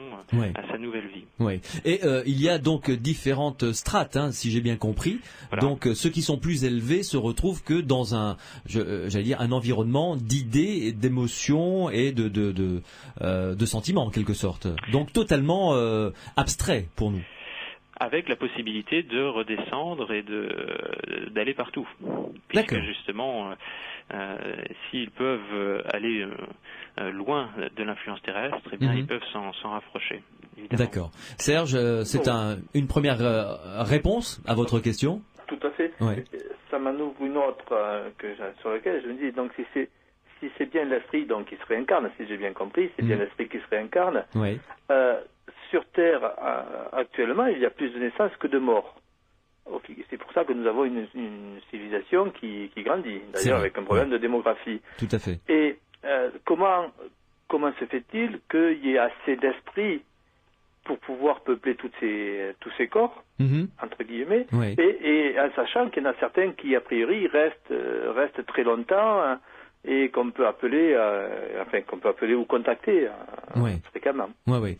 C'est vrai que la question est intéressante, là, Jérémy Philippe. Il y a entre guillemets des nouveaux qui arrivent sans cesse. Oui, alors on a des descriptions de la part d'esprits à travers des médiums qui sont sérieux, dignes de confiance, qui nous disent que donc il existe divers mondes avec des évolutions qui peuvent être différentes de celles de la Terre, donc plus évoluées, moins évoluées, où la vie matérielle existe et où des transferts d'âme existent en quelque sorte entre ces mondes et puis le nôtre. Et donc il y a des apports continuels et il y a aussi des fuites en quelque sorte de personnes qui se sont incarnées sur la Terre vers d'autres mondes. Tout cela en fait est en régie pour la progression et trouver en fait l'incarnation adaptée à chacun. Oui, donc il y a des pages blanches qui naissent régulièrement, c'est ça ? Des pages blanches c'est-à-dire des âmes neuves, quoi. Enfin, oui, il semblerait que l'esprit soit en fait créé simple et ignorant de manière permanente en divers lieux, et que d'après la thèse spirit, il y a en fait incarnation dans le monde végétal, dans le monde animal, et puis dans le monde des humains pour en fait faire évoluer le père-esprit. Oui. Et que l'esprit, au moyen des incarnations, puisse lui-même progresser. Donc la philosophie, on peut faire le parallèle encore avec les bouddhistes qui disent que il y a cette progression minérale, végétale, animale, humaine et ensuite divine. On peut faire le parallèle avec ça finalement. Voilà, sachant que la métempsychose, c'est-à-dire l'incarnation dans les animaux, n'est pas acceptée par les spirites. Oui, d'accord. Voilà. Oui. Serge, qu'en pensez-vous ? Oui, c'est ça. Moi, dans mon esprit aussi, je me dis que l'esprit ne peut pas régresser a priori, vu qu'il a appris des choses sans cesse. Et donc, ça voudrait dire qu'une fois qu'il a fini son cycle d'incarnation humaine, entre guillemets, il va ailleurs où il arrête de se réincarner, ce qui recrée un petit peu peut-être des nouvelles pages blanches à créer. Oui. L'évolution est permanente et continue pour l'esprit. Michel Buffet, oui. Oui, la vraie finalité pour l'esprit, c'est lorsqu'il n'aura plus d'attache à la matérialité et qu'il sera arrivé au stade de pur esprit, c'est-à-dire qu'il participera avec Dieu au renouvellement des mondes et à la création. Qu'il deviendra un ange en quelque sorte. l'ange, s'il a un vêtement, il est encore matériel, si vous voulez. Donc, ce qu'il faut considérer là, c'est de se dire, quand on parle de la Terre, ça correspond à un niveau d'évolution, un niveau de matérialité, mais ensuite, il n'y a pas l'obligation éternelle de se réincarner sur la Terre, parce que lorsque notre évolution, avec un père-esprit suffisamment éthéré, ne sera plus nécessaire de se réincarner sur la Terre, il existe, comme le disait Jérémy Philippe, d'autres mondes où à ce moment-là, nous continuerons notre évolution avec ce père-esprit qui sera encore décrit par les esprits supérieurs comme étant encore bien matériel, même s'il est suffisamment éthéré pour ne plus justifier d'incarnation sur la Terre. Vous voyez, c'est continu, mais là nous touchons une dimension qui n'est plus tellement humaine, puisque ça serait donner des limites à Dieu qui lui est infini. Et l'esprit immortel, déjà, c'est une notion qui nous échappe. Donc finalement, la mort n'est pas si terrible que ça, à vous entendre. D'après les esprits, c'est la renaissance et c'est la vraie vie de l'esprit. Oui, tout à fait. Sur Terre, il faut plutôt prendre ça comme le purgatoire. Mais souvent, c'est pas faux. Mais, exactement, si vous voulez. Il y a du bon, du mauvais, mais le but que donne le spiritisme à l'esprit, c'est l'évolution et le progrès. Notamment moral. Si je puis me permettre, il y a un esprit, notamment celui de Bush, qui a du boulot à faire encore. Alors là, il y a du chemin. Il est peut-être pas le seul. Non, c'est vrai aussi, il y a quand même un sacré paquet. Mais heureusement, en compensation, il existe des Kardec, des Gandhi, des Sœur Teresa, etc. Faut aussi... Et heureusement. Oui, tout à fait. La balance va dans un sens. Ce que l'on admire aujourd'hui, je crois que c'est pas celui que vous avez cité. Oui, je suis d'accord avec vous.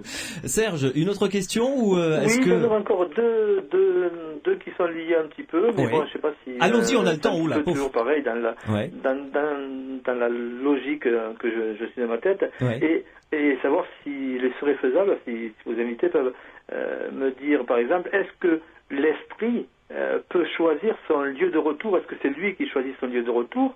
Et est-ce qu'il y a un minimum, je veux dire, entre désincarnation et réincarnation? De temps, vous voulez dire? Oui. Bonne question. Michel Buffet, Jérémy Philippe. Donc, les esprits disent, entre deux réincarnations, il n'y a pas véritablement de temps, il y a le temps nécessaire à préparer la nouvelle incarnation. Il existe des exemples où la réincarnation est quasi immédiate, et des exemples où cela peut durer 30, 70 ans, un siècle, plusieurs siècles. Vous voyez? Donc, maintenant, les conditions de la réincarnation, dans la mesure où l'esprit progresse en permanence, l'esprit participe aux conditions de sa réincarnation. Il participe au choix. En fonction de ce qu'il a à améliorer. Et il existe une famille spirituelle qui sera là avec des esprits plus évolués que lui, qui seront là aussi pour le guider, pour le conseiller, afin que l'incarnation qu'il décidera ne soit pas supérieure à ce qu'il est capable de supporter. Donc, Dieu est vigilant là-dessus en disant, l'incarnation, on doit avoir confiance parce que nous n'avons pas choisi quelque chose au-dessus de nos forces.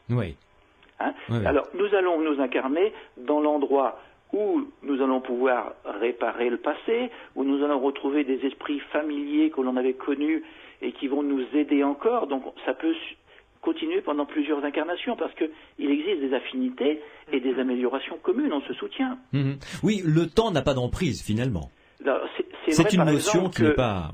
qu'un esprit qui veut améliorer la musique, très souvent il va aller où? Il va aller chez des musiciens. Il existe aussi une logique dans tout cela, parce qu'il va trouver les conditions pour pouvoir développer ce qu'il veut développer. Évidemment. Mais que font-ils pendant le temps, justement, et ça, je suis sûr que Serge se pose la question, que font-ils pendant le temps où ils sont désincarnés, quoi? Ils passent les journées à quoi, si j'ose dire? Alors, pour en avoir des descriptions intéressantes, je vais rejoindre ce que tout à l'heure Jérémy vous a dit. Donc, nous avons la chance déjà aujourd'hui qu'il existe un conseil spirit international qui est représenté par 27 pays, dont notamment le Brésil, où il y a plus de 20 millions de spirites, et une organisation d'entraide vis-à-vis des difficultés de ce pays. Et ce Conseil Spirit International a pris l'initiative de traduire des œuvres de Chico Xavier, notamment les communications d'André Luiz, qui a été un médecin au Brésil, et qui a consacré livre sur l'existence du monde spirituel, comment ça fonctionne, par quels esprits, à quoi ça sert, etc. Pourquoi ils se réincarnent, comment ils se réincarnent, comment ils travaillent dans les réunions médiumniques, etc. Toutes ces choses-là. Et actuellement, ce Conseil Spirit International a édité et traduit 5 livres en français que l'Union Spirit française et francophone à Tours a commencé à diffuser et à vendre. Là-dedans, nous avons toutes les descriptions du monde spirituel, ce qu'on y fait, pourquoi on le fait, comment ça se passe, etc. Donc là, chaque livre faisant quand même plusieurs centaines de pages, vous comprenez que il y a de quoi assouvir sa soif, et je ne vous en décrirai jamais toutes les faces au téléphone.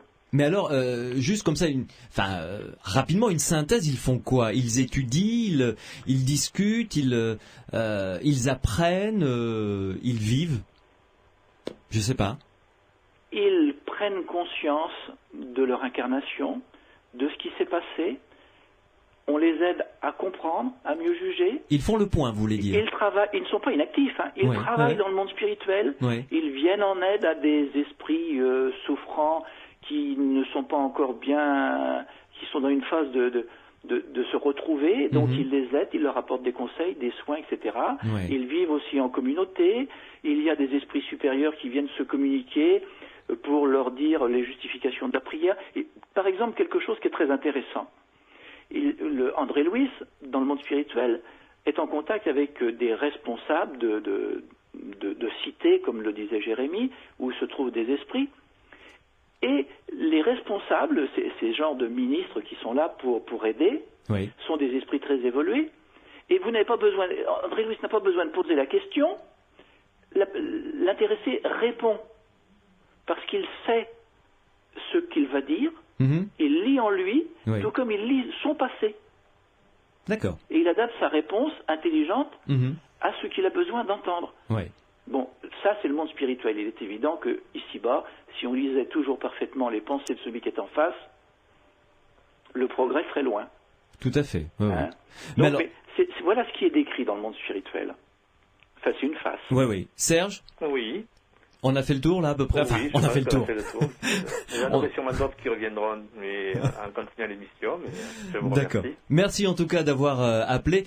Une pause et continuez à nous appeler au 0826 300 300 si vous avez des questions à poser sur le monde des esprits à Michel Buffet et Jérémy Philippe de l'Union Spirit française et francophone. Une pause et dans quelques instants au 0826 300 300, Catherine viendra nous rejoindre. Elle habite dans le Lot-et-Garonne. Elle a vécu un drame il y a très peu de temps, donc elle a été confrontée de manière violente à la mort. Elle viendra nous en parler tout à l'heure. Et dans 150 ans, chanson tout à fait de circonstance avec Raphaël dans Les Aventuriers de l'étrange sur Sud Radio. Nous sommes ensemble jusqu'à minuit. Vous pouvez nous appeler pour parler de spiritisme, de spirit, de table tournante, discuter, poser des questions à nos invités Michel Buffet et Jérémy Philippe de l'Union Spirit française et francophone. 0826 300 300, Cyril est toujours là au standard pour répondre au téléphone. Messieurs, je vous propose d'accueillir donc Catherine qui nous appelle du Lot-et-Garonne. Bonsoir Catherine. Bonsoir. Je vous écoute. Alors moi c'est plutôt un message d'espoir que j'aimerais faire passer parce que nous avons perdu notre enfant qui est décédé à l'âge de 20 ans d'un accident de voiture le 11 décembre.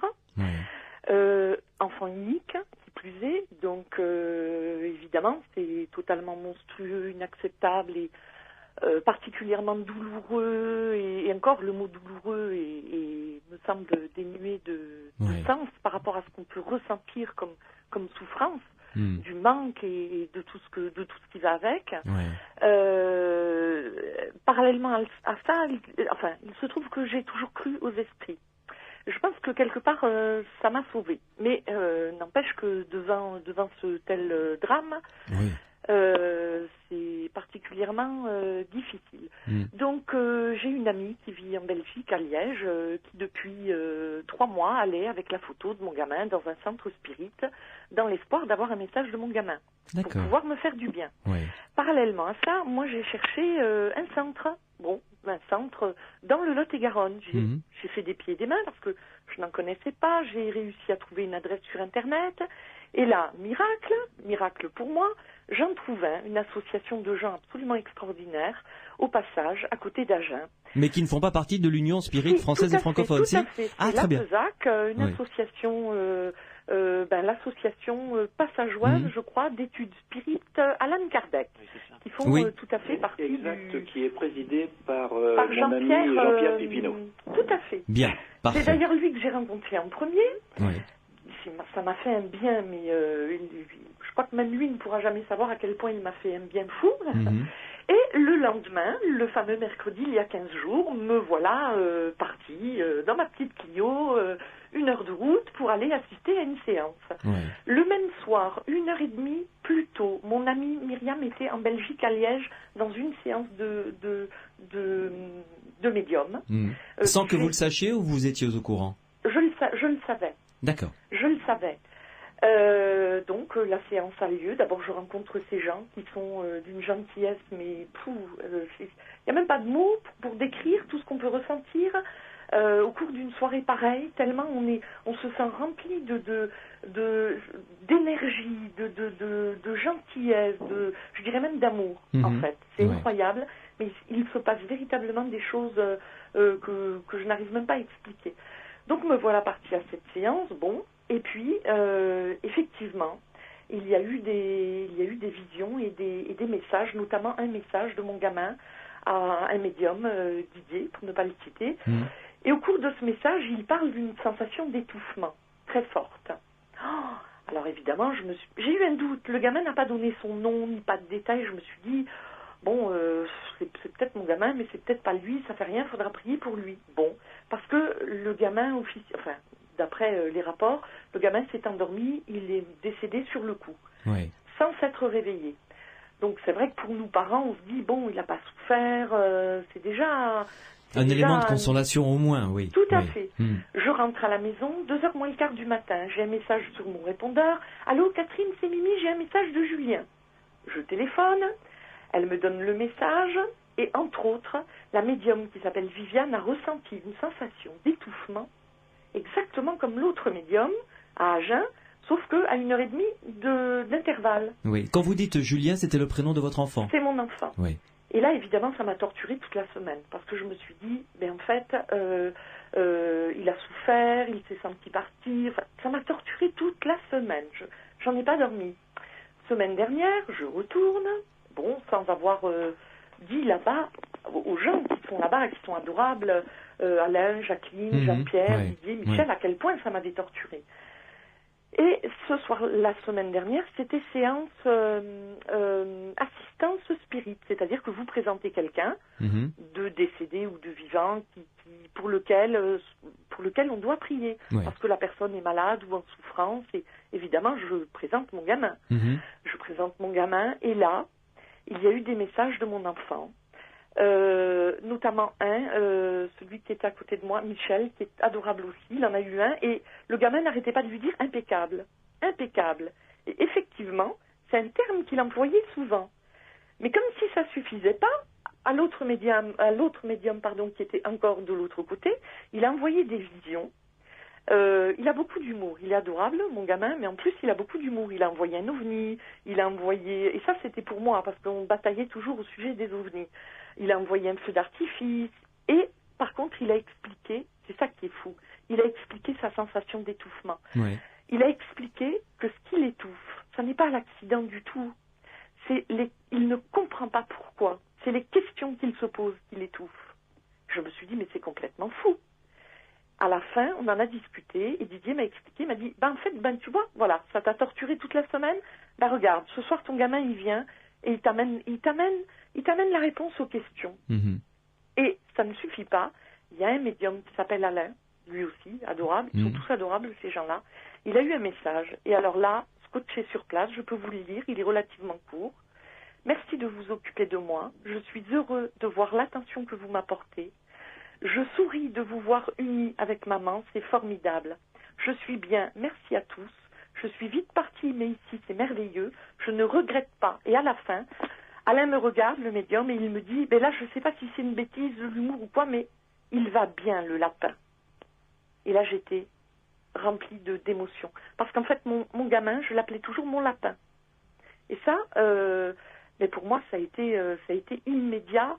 Évidemment, c'est un message de mon gamin, et le fait de dire « il va bien, le lapin », ça s'adressait particulièrement à moi. Donc le médium ne pouvait pas le savoir. Ah non, personne en dehors de mes proches, c'est-à-dire mon époux, nos amis très proches et la famille très proche, personne ne sait que j'appelais mon gamin le lapin, d'autant que ça l'agaçait, en devenant grand, ça l'agaçait, qu'il en avait marre, il me disait toujours c'est ridicule, arrête de m'appeler mon lapin. Bon, et là, à la fin, il dit il va bien, le lapin. Ça ne peut être que mon gamin. Alors évidemment, ça m'a rempli d'émotions. Et ça nous fait un bien fou. Ça me fait un bien fou parce que je sais qu'il est là, qu'il nous entend, qu'il nous voit. Donc, écoutez, ça aide à continuer, ça aide à ne pas se suicider parce qu'on souffre trop, qu'on est trop malheureux et qu'on ne peut pas supporter ce drame insupportable. Donc, moi, ça m'apporte un bien, mais fou, complètement fou. Une question complètement triviale, mais que je me dois de vous poser, ma chère Catherine. Ça vous a coûté combien? Alors, je vais vous le dire en toute sincérité, 0 francs. Et je vais même vous dire mieux. La première fois que j'ai rencontré le président de cette association, Jean-Pierre, vous savez ce qu'il a fait? Il m'a offert, alors là, il faut le faire, il m'a offert le livre des esprits d'Allan Kardec. Livre que je voulais acheter. Et qui coûte ce qu'il doit, mais c'est quand même une dépense à faire. Il me l'a offert. Ça ne m'a coûté strictement rien. Oui, mais 0 francs, 0 euros, rien. Rien du tout. Rien. Non seulement ça ne coûte rien, mais en plus vous êtes entouré de gens, mais que je ne connais pas, que je n'ai jamais rencontrés. Alors là, je peux vous donner ma parole. Ce sont des gens que je ne connais pas, que je n'ai jamais rencontrés, avec lesquels immédiatement vous vous sentez bien. Pour la première fois depuis le 11 décembre, je suis sortie de chez moi pour aller ça se passe en plus dans la maison particulière de Jean-Pierre, ça ne se passe pas dans une salle. Écoutez, je suis sortie de cet endroit, j'étais bien, mais bien comme ça ne m'était pas arrivé depuis la mort du gamin. Depuis longtemps, Michel Buffet, Jérémy Philippe, évidemment, vos réactions après ce témoignage. Ce que je voudrais surtout dire à Catherine, c'est que Jean-Pierre Pépinot l'écoute, puisque je l'ai eu au téléphone ce matin. Figurez-vous que j'en suis ravie. Écoutez, voilà, et que les gens que vous avez cités, je les connais parce qu'il m'arrive, dès que je le peux, de les rejoindre, puisque moi j'habite Narbonne. D'accord. D'aller les rejoindre pour travailler avec eux, parce que ce sont évidemment des gens charmants. Ce qui est intéressant dans ce que Catherine a dit, c'est que elle a justifié pourquoi nous préconisons de ne pas travailler seul la médiumnité, mais dans des centres sérieux, parce que les différents médiums confirment les choses. Et là, nous avons des preuves. Tout à fait, tout à fait. Oui, là, c'est des preuves incontestables. Ce que vous me dites, Catherine, ça me fait plaisir, mais sachez que ça, nous le vivons très très souvent. Eh bien, écoutez, c'est merveilleux. Et que la récompense de gens comme Jean-Pierre, comme nous, on le fait gratuitement parce que c'est le sourire des gens et le bien et la charité que l'on peut apporter qui nous récompense au centuple. En tout cas, vous, Catherine, ça vous a fait un bien énorme et ça vous a permis d'accepter le deuil. Non, je ne suis pas encore dans cette phase-là. Bien évidemment, on souffre, on est malheureux, on le vit très très mal. Mais bon, c'est encore frais, attention. Et puis c'est au jour le jour. C'est même le moment après le moment. Mais ça m'a fait un bien, mais je ne trouve même pas les mots pour dire, parce que vous êtes dans une telle situation que, en fait, votre vie est totalement anéantie, ou en tout cas, c'est le sentiment que vous avez. Bien sûr. Vous avez une seule envie, c'est de mettre tout en ordre et d'aller vous suicider, puisque vous êtes tellement mal et tellement votre vie il n'y a plus de but, c'est l'anéantissement. Donc, le fait d'avoir eu ces messages du gamin, ça veut dire que effectivement il y a quelque chose. Après, mais ça je l'ai toujours su bien avant. J'ai toujours cru aux esprits, j'ai toujours senti qu'on était entouré de tout un tas de monde. Mais là vraiment, le fait, quand Alain a dit il va bien, le lapin, mais c'est une explosion. C'est une explosion de sentiments, d'amour, de joie et on se sent mais soulagé, complètement soulagé. On se dit bon, effectivement, c'est bien lui, c'est pas quelqu'un d'autre, c'est pas un esprit farceur ou je ne sais quoi, c'est lui. Donc le premier message qu'il avait donné en Belgique, c'était vous me pleurez beaucoup trop, ça m'empêche de monter, j'ai besoin de monter pour ma propre évolution. C'est ce que le gamin a dit. Vous devez prier pour moi, vous devez penser à moi avec joie et amour. Avec amour, c'est facile. Avec joie, je me suis dit, tu sais, avec joie... ça va pas être évident, quoi. Non, c'est pas évident du tout. Ça n'est pas encore maintenant. Ouais. Mais c'est vrai que ça vous aide à... Ça vous booste et puis ça vous remplit d'espoir. Donc, moi, sans ça, sincèrement... si j'aurais de toute façon tout fait pour avoir des messages de mon gamin. Tout. Je m'apprêtais à l'appeler à la maison, tout en sentant que c'était pas forcément une bonne chose. J'aurais fait n'importe quoi pour avoir des messages de mon gamin. Ouais. Donc, Catherine, je profite de ce que vous êtes en train de dire pour en parler justement à ceux et celles qui nous écoutent. C'est pour ça que je vous ai posé cette question, combien est-ce que ça vous a coûté, parce que il y a évidemment dans ce genre de situation plein d'escrocs qui profitent de la détresse de certains et certaines qui ont perdu un être proche, un mari, un enfant, pour essayer de leur soutirer de l'argent. Donc méfiez-vous, vraiment méfiez-vous de ce genre de situation. Essayez autant que faire se peut. On sait que quand on est en souffrance c'est difficile, mais d'aller ailleurs. Je ne veux pas faire de prosélytisme pour l'Union Spirit française et francophone, ça n'est pas le propos, mais allez ailleurs, allez chez un psy, allez chez un ami, mais allez chez des gens qui ne vous demanderont rien, ça c'est très important. Et je rajouterai une petite chose quand même, qui me semble importante.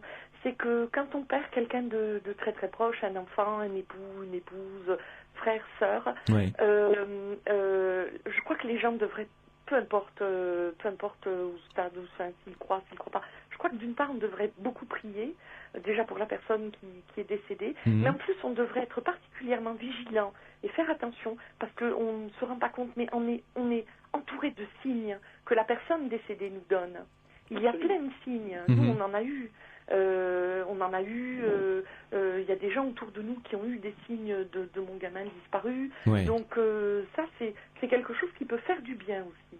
Faire attention aux signes, peu importe, courant d'air, souffle, peu importe. Je crois que si on fait un petit peu attention, on s'aperçoit qu'effectivement, ils sont là.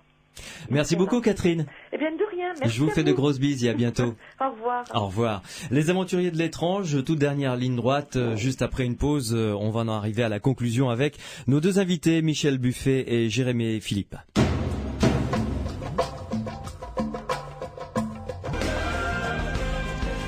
Bottom of Your Soul, c'était le groupe Toto dans les aventuriers de l'étrange. Jusqu'à minuit, nous parlons de spiritisme et du contact éventuel avec des esprits. Je suis en compagnie de Michel Buffet et Jérémy Philippe, qui font partie tous les deux de l'Union Spirit française et francophone. Messieurs, Henri nous appelle du Tarn pour nous faire part d'un témoignage. Henri, bonsoir. Oui, bonsoir. Je vous écoute. Alors vous avez participé à une séance de table tournante, mais vous êtes arrivé avec, je dirais, un état d'esprit sans faire de jeu de mots très particulier, en se disant bon allez, je vais bloquer tout ça, on va rigoler quoi.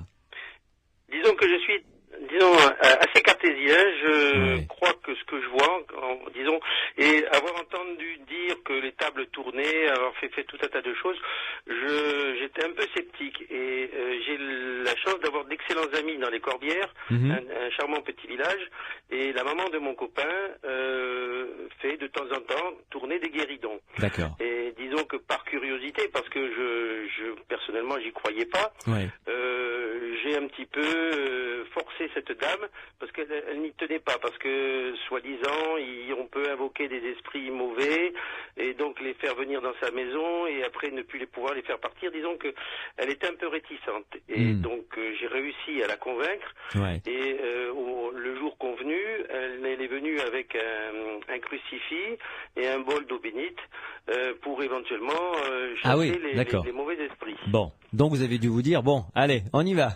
Voilà, donc moi ce qu'il faut savoir c'est que j'ai été élevé par les Pères Blancs en Afrique, j'ai une culture religieuse catholique, mais j'ai pris beaucoup de distance avec la religion et je suis, disons, athée. Enfin, l'ancien nom, c'était mécréant. Disons, je ne crois pas à tout un tas de choses comme ça. Et donc, cette dame-là a créé une ambiance, a fermé les volets, a fermé la porte. Ouais. Nous étions 3, son fils, cette dame et moi. Et elle nous a donné des consignes qu'il fallait se mettre les mains sur ce petit guéridon léger, qu'il fallait, disons, effleurer le guéridon, il fallait se toucher le bout des doigts. Et surtout pas, disons, contrarier le mouvement qui allait se faire, et si la table bougeait, il fallait suivre le mouvement. Voilà. Et donc cette dame-là a fait une prière, elle a invoqué les esprits, et effectivement, moi j'ai commencé à sentir une petite vibration, que le guéridon commençait à disons, résonner, entrer en résonance. Moi, avec les genoux, j'ai essayé de bloquer le pied du guéridon que j'avais, et au lieu d'effleurer la table, j'ai avec mes pouces appuyé comme un âne sur la table pour pas qu'elle bouge. D'accord. Et puis cette dame m'a dit, c'est bizarre, je sens qu'il y a quelque chose, mais c'est pas flagrant, il y a quelque chose, mais je le sens pas bien. Bon. Parce que comme c'était la pénombre, on ne voyait pas ce que je faisais. Évidemment.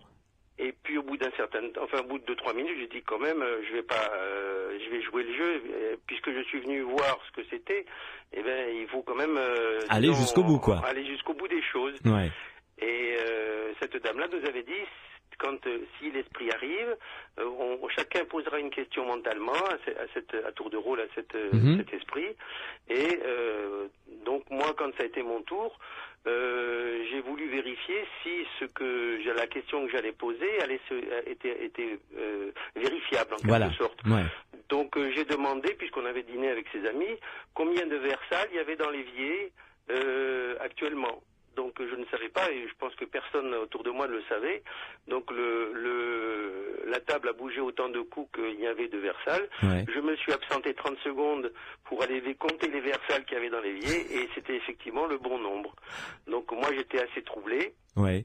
Et après on a posé d'autres questions. Moi j'ai posé une question à l'époque, je n'avais pas de fils, et j'ai demandé si j'aurais eu de la chance un jour d'avoir un fils, et ça m'avait été répondu oui, et donc j'ai eu par la suite un fils. Ouais. Donc c'est assez troublant.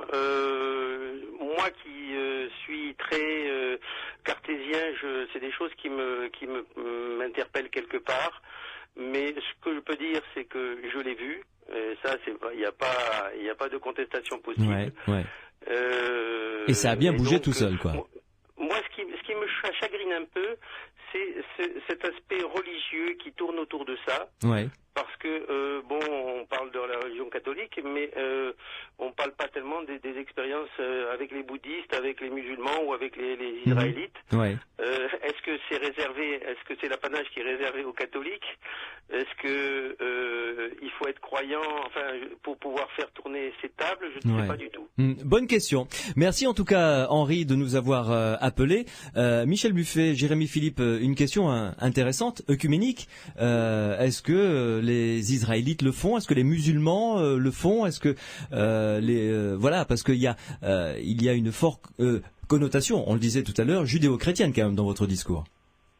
Non, la médiumnité n'a pas existé que chez des catholiques. Oui, parce que vous avez parlé de Romains tout à l'heure, c'est vrai. Non, et même des médiums, vous en avez partout, vous en avez en Inde, c'est pas l'apanage d'une religion. Tout à fait. Et le spiritisme est religieux parce qu'il unit à Dieu, mais il n'est pas une religion.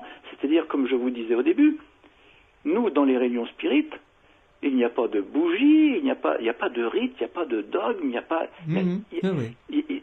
c'est l'esprit qui utilise un médium. Pourquoi voulez-vous qu'il ait besoin de gros sel ou de choses comme ça? Non. Oui. Donc, vous n'écarterez pas des mauvais esprits qui ont envie de plaisanter.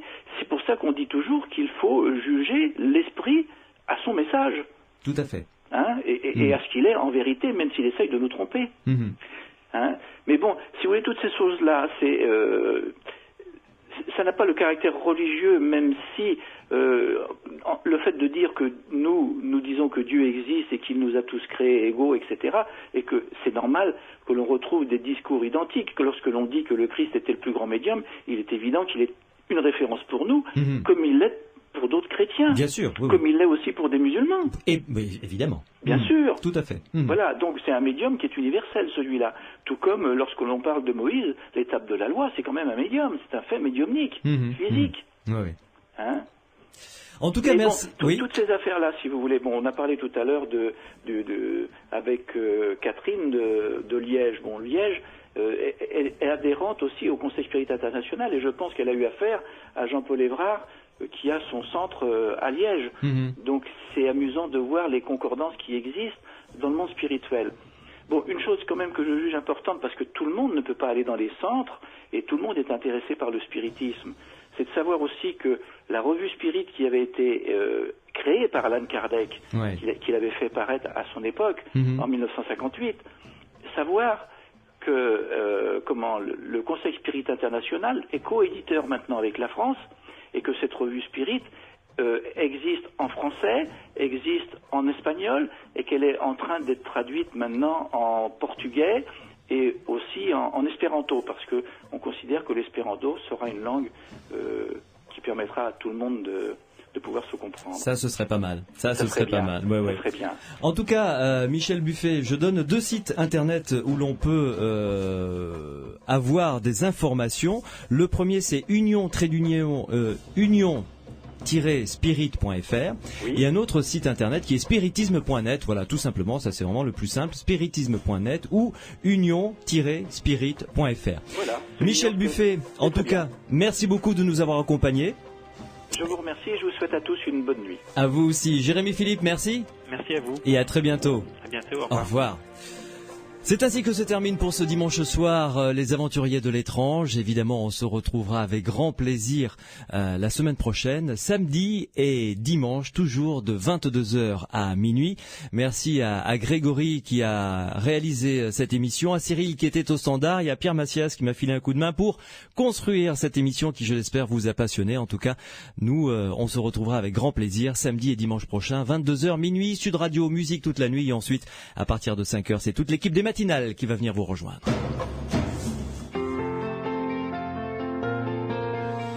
Sud Radio.